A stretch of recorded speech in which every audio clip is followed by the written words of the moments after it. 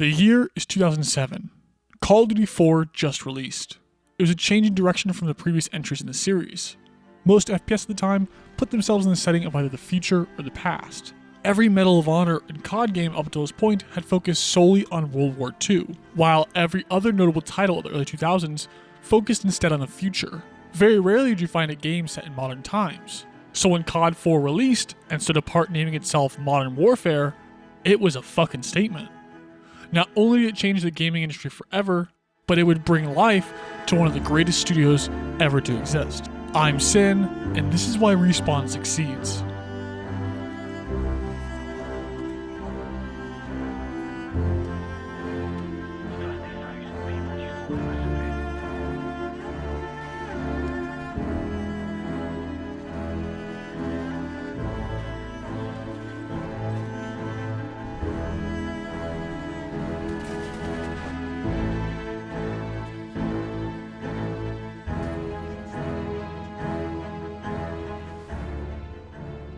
To understand the present, we first have to look back at their past. The first mission of Modern Warfare sets the tone for the rest of the game. Rather than a chaotic volley of fire as you storm the beaches of Normandy like in past titles, under the cover of darkness, you fly in on a helicopter, moving room to room, working as a unit to take out enemies in silence. Your lead officer, Captain Price, repeatedly yells out, "Check those corners," urging you to move slowly and meticulously. If you fail to do so, you meet a swift end to enemies hiding and tucked away.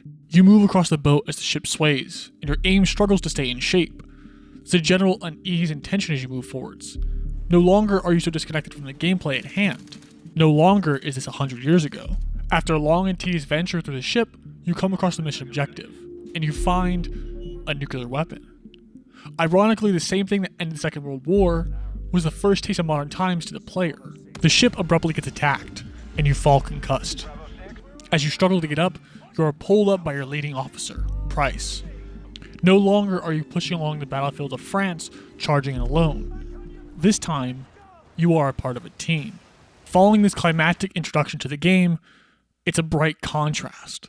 From the dark black of a ship out at sea, instead, you find yourself in the yellow sands of the Middle East. This plays out as a lengthy cutscene from the first perspective, with your hands bonded and thrown in the back of a car. You get escorted around, viewing the chaos of your new environment. Large militia taking over, civilians being killed, tanks roaming the streets, only to stop and meet your antagonist for the remainder of the game. What follows is one of the most brief definitions of character ever put to writing.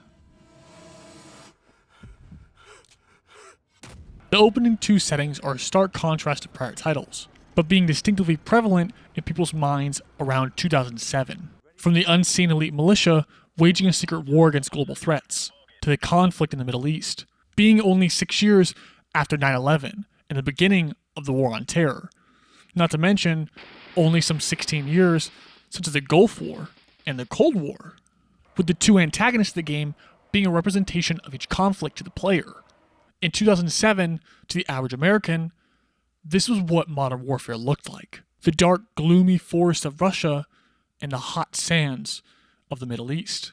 In the Middle East, the developers switched to a secondary protagonist, Paul Jackson, a US Marine, to show the more average war experience, that of normal intelligence rather than the elite of the SAS. The gameplay that follows Jackson is supposed to be that of an average Joe, but it helps instill a grounded sense between the crazy missions of the SAS. The never-ending waves of enemies, coming at times from all sides, going through the winding streets of a foreign place, fighting in at times what seems less like a battlefield, but rather someone's backyard. As you watch unnamed soldiers die in front of you repeatedly, that reminder that death is still an option, hunting for the looming threat that would eventually be Jackson's demise, nuclear warfare, America's current greatest fear.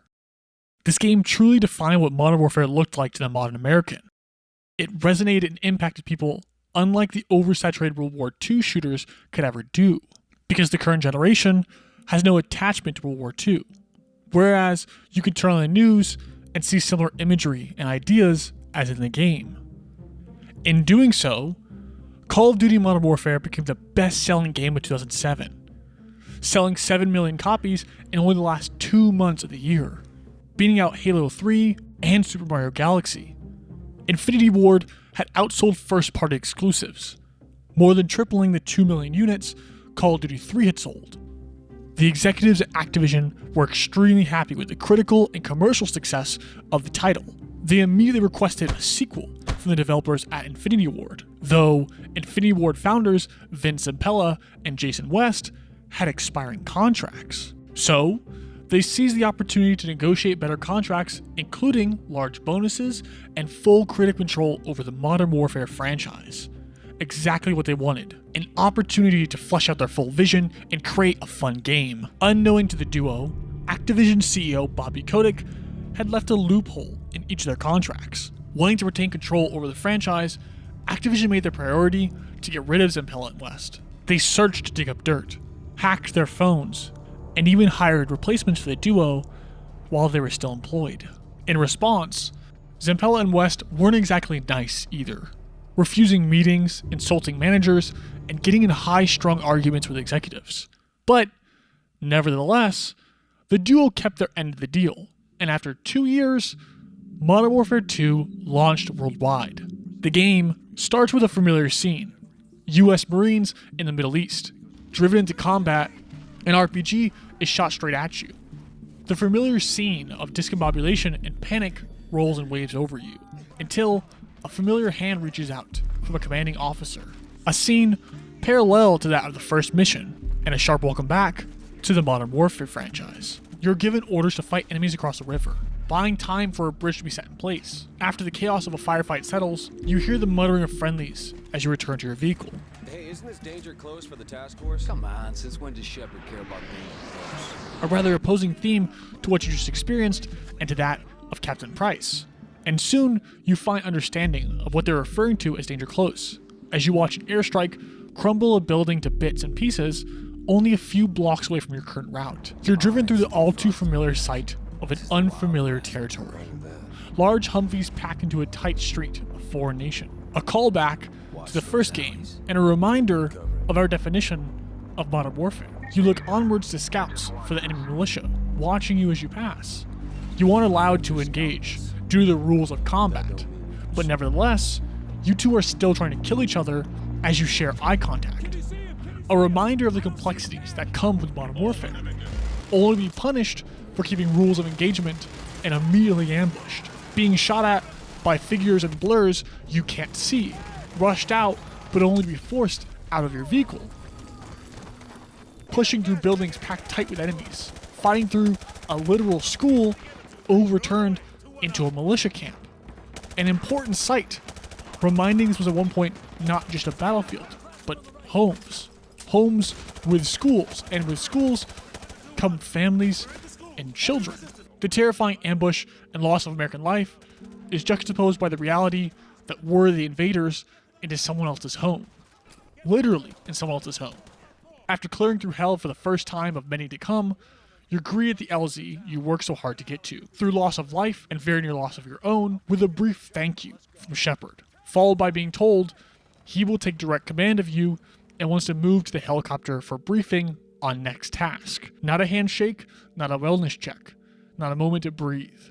A reality check and confirmation of the expressed emotions of those around you, in juxtaposition to that of Captain Price.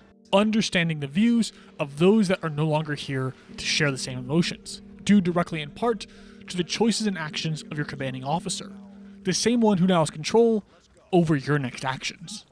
In a single mission, Modern Warfare 2 managed to sum up the entirety of Modern Warfare 1, the reminder of what Modern Warfare is to us. The extremely low lows, followed by the highest of highs, mirroring the gameplay of the first game. The loss of life that comes with bombastic sequences, and manages to introduce unfamiliarity in characters like Shepard, and opposing thought to that over our preconceived notions of Modern Warfare. Characters that aren't so straightforward. But rather than answer the question of what lies next for Private Joseph Allen, instead, we're shifted over to a stark contrast. A similar stark contrast as the first game did. But rather than dark ship deck into bright sand, you're taken from the hot sand to the freezing cold of a mountaintop deep in Kazakhstan. A familiar motif used rather than to inspire confidence and familiarity, a reminder this is new territory. Territory like the freezing cold ice on top of a mountain. You're going to be uncomfortable. The game decidedly doubles down on this by making you scale the side of said mountain, with shifting terrain falling right above your head as you climb. Upon reaching the peak of the short climb, the expectation being put forward becomes very apparent, as the game literally asks you to jump into the unknown. Even after just being established, it's not safe, and your life is at risk. Through a large cloud of smoke into a near-death struggle, only to be saved by your partner Soap, establishing a relationship between the two characters, similar to that of Captain Price, with the bond between them being the difference between life or death. Moving into the unknown and pushing through discomfort is repeatedly present through the mission as you move through a constant heavy cloud of snow in your view, with no partner to keep you company this time. It's between you and the soundtrack that accompanies you to complete the mission at hand. The game uses your new character Roach as a vessel to push these new experiences. New from the first game for you, and new altogether for Roach. Your experience aligns with that of your character. It helps keep the player grounded in the uncertainty of the experience, and attached to the character you take control of, even knowing you're only 2 missions deep and there's still 15 more to go, in a medium you formidably have no actual risk in. The mission that follows this, no one was ready for. Remember, no Russian. In the mission, you play as a deep spy undercover as one of Makarov's men, highlighting the blurred lines that are found in Modern Warfare. Rather than the black and white in the first game, a distinct definition of gray. Knowing you're a spy, Makarov not only commits the mass shooting, but at the end of it all, kills you the player in a double cross, leaving your American body to be discovered in Russia after just having committed a mass shooting, inciting an already chastised Russian people after the events of the first game to wage war against America. With the world now looking down upon Americans, you need evidence to prove this was Makarov and not an American-led mission, that you were framed. So you hunt in the favelas of Brazil, following a trail of ammunition that supplied the shooting, some tie to Makarov, and prove the U.S. didn't commit a heinous war crime in Russia. All the meanwhile, a modern American's worst nightmare is forming before their eyes. Russia invading the U.S. And for the first time does the game take place not in a foreign nation, but rather in our own backyard. Imagery of Russian troops occupying and acting out of suburbs, fast food restaurants, and even the White House, a symbol for Americans as the heart of a nation, in ruins. An image the nation hasn't seen since 1814, one that the player behind the controller hopes to never have to witness. All the meanwhile, it's an odd reflection of the invasion that the US leads into the Middle East. A viewpoint and perspective we've never had to see from oppositions, but something we so commonly push upon others without the merit of empathy. Depending on your perspective, Modern Warfare 2 can either serve as a reflection, defining a patriotic fear for an altruistic nation, or a parody of our perspective as an acquisitive governing body. It serves as an image, speaking to the very divergent morals and ideals that currently hold firm in the American people in modern day, each to decide their own perspective as an individual, just as Great Art does. In the ending, Shepard double-crosses Task Force 141 and kills its members, in hopes to cause a Third World War, increase the patriotic embrace of the American people, and uplift the recruitment of the American military, hoping to avenge those of his men that were lost to Makarov 5 years ago. Instead of a hero image like that of Price, painted throughout the first game, we see a jaded, war-hungry American patriot doing what he deems necessary to revive a nation and avenge 30,000 lost men, by any means necessary, while also painting a bright disconnect from those in service and those who aren't. The gray, questionable, divergent morals of those that lead with power, and the question of how much power should one man be given.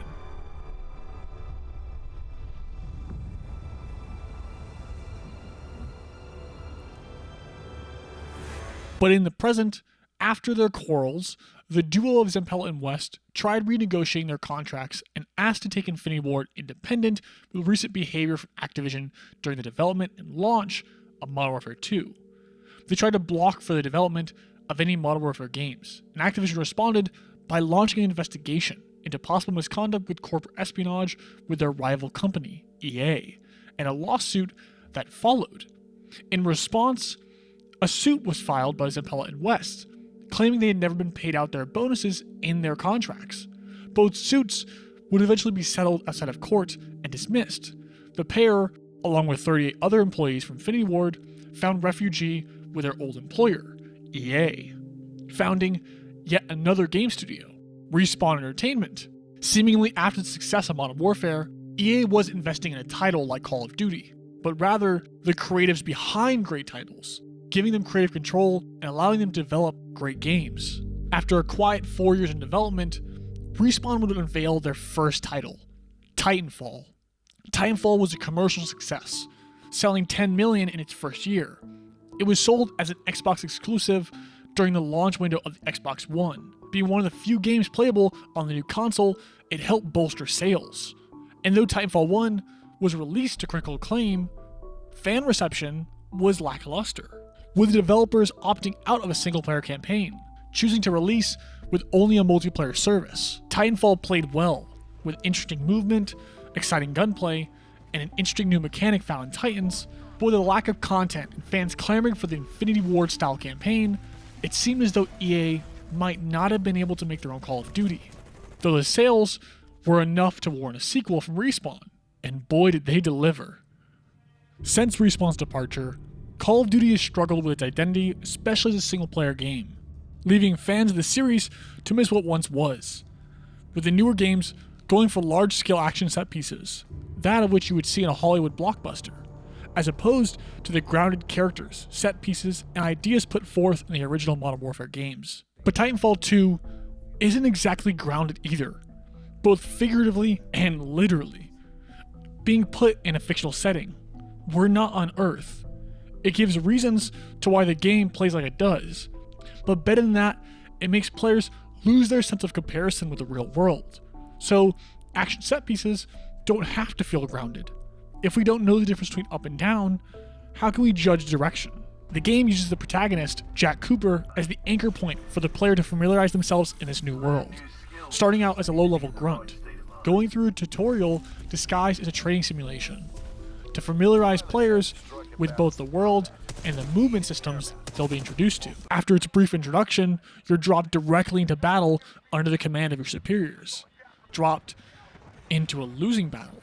Titanfall 2 starts the players from rock bottom after a losing battle and grows from there, using Jack Cooper as a reflection of yourself in this world, dropped in very unknowing and learning along the way. With each level, a constant influx of ideas and intricate design, from moving platforms to platform actuation to time manipulation to full-out mech warfare.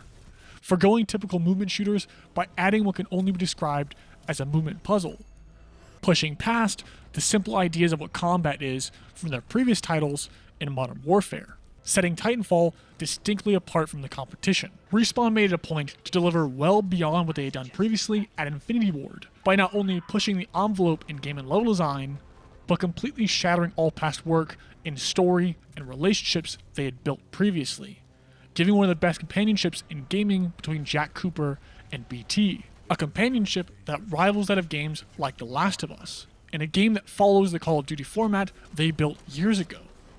But how do you make me, a human being, care about a 20-foot mecha? Again, you use Jack Cooper as an anchor and as a vessel from emotion, not forcing the player into emotions and growth, but giving the player a false notion of choice in dialogue. All throughout the game, you're constantly given dialogue options. You're constantly asked to respond to BT. After multiple playthroughs, you realize the dialogue options make no difference in where the story goes. They're just beats to get you closer to BT, used in tandem with actual cutscenes and major plot points to invoke emotions and a false sense of attachment. Even when in scenes alone, you still are given the option to speak to BT. In one of the most iconic moments of the game, BT launches the player across a large gap to a platform. In the final words he speaks before he throws the player, Trust me. invoking trust and human connection between the player and a machine. Remember that this is a machine. There is no need for question or hesitation. No need for the player to question what is mathematically possible. Seeing as human error is removed from the equation, there's almost no risk. But yet, a false sense of dread and vulnerability is given to instill a sense of attachment and trust in your companion, serving as a major turning point in both the plot and the two characters' relationship. Funny enough, The plot of the game is actually forgettable. It's the overly typical stop dead the enemies and save the world. More importantly though, is the relationship between you and BT. Your relationship and growth through the game instills a sense of importance in the otherwise lackluster plot. So whenever BT eventually gets captured, tortured, and even sacrifices himself, it hurts. It's painful and tear-jerking to watch. What once was Infinity Ward had used similar sequences in their previous games, but never before had there been such an importance put on a relationship. You could kill Ghost 10 times over, and it would never once have more impact than BT's loss in Titanfall 2. To outdo their previous work and set themselves apart from their rivals, Respawn made a game that is expressly human, and ironically uses a robot to do so, mirroring that of real life, with Respawn's founding being a human story, a story from today's viewpoint of clearly escaping an unhealthy work environment. The countless lawsuits throughout modern time painting a picture of harassment, belittling, and a toxic environment in most of the games industry. And it's not the first time Activision lost seemingly one of their best studios. Activision also famously lost Bungie's publishing deal after a 10-year contract was cut short, and it seems this company jumped ship at the right time, with Activision's larger franchises like Call of Duty losing their core fan bases and only retaining fans by rebooting what once was. But where does Respawn sit in comparison? Titanfall 2 was a massive success in its gameplay and with core fans, but sadly, its sales were lackluster, being demolished in sales in its first month by both Call of Duty and Battlefield 1, with their first year-to-date sales catching up to eventually make a profit, though it would never be enough to warrant a direct sequel. But lucky enough, they teased an upcoming title towards the end of Titanfall 2, a game set in the Titanfall universe, and a game that would prove Respawn could finally hang with the big boys. Enter Apex Legends, a new take on the recent buzzing battle royale genre, and Respawn's step into a live service game model. Again, Respawn showed their ingenuity and made changes that set themselves apart, with Apex bringing the hectic movement styles of Titanfall and introducing a revive feature. Games that came before and after, copying a lot of its gameplay techniques, with Fortnite and Warzone both adding revive mechanics and upgrading their movement shortly after the release of Apex. And the launch this time was going to be different, sponsoring and using creators as a platform to help bolster sales. And with it being a free game, it was easy to rope players and viewers into trying it out, surpassing 25 million players in its first week alone, and making $2 billion in profit by the year of 2022. Only recently has the game's player base slowed down, with Respawn pivoting towards a different style of gameplay with recent releases. Only months after Apex was released came Star Wars Jedi Fallen Order, a single-player game that was a whole new style of game compared to that of Respawn was known for.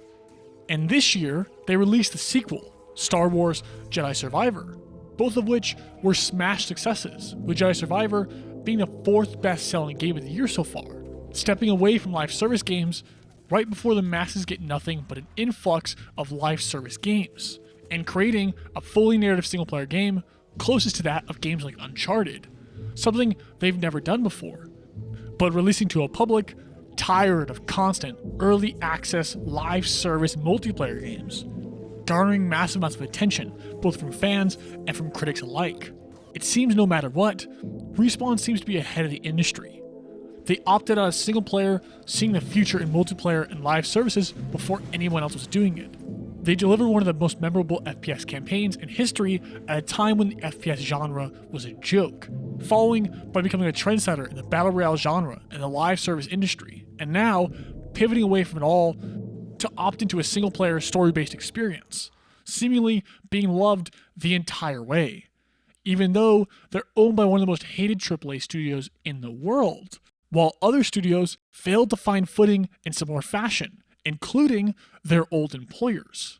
And that's why Respawn succeed. They managed to grow as a company and be trendsetters for the rest of the industry to follow, pushing themselves on doing what no one has before, creating amazing narratives, detailing the image of modern warfare in the American public's eye, then stepping away to create a futuristic shooter. That way, they can take advantage of that which is yet to be made, using fiction as a platform to push their mechanics and storytelling, pivoting to then create a long-term successful game that captures players' hearts at the peak of esports, battle royales, and live service, only to pivot into a single-player experience that tells an amazing narrative, as they have done all up to this point, but never being fully respected for their amazing stories, game sets, mechanics, and set pieces. They seemingly reinvent the wheel each game, because they manage to reinvent themselves as a studio with each further title. They thrive on going beyond the boundaries set by market data, empowering individuals and doing it all in an environment which people want to come back to time and time again, just like their games. Fitting, seeing as their motto is, "We listen, we adapt, we find the fun." Hey, thanks so much for watching the video. I had a lot of fun working on this video. If you like what you see, go ahead and hit the subscribe button. If you want to see more content, consider becoming a member. Thanks. Bye-bye.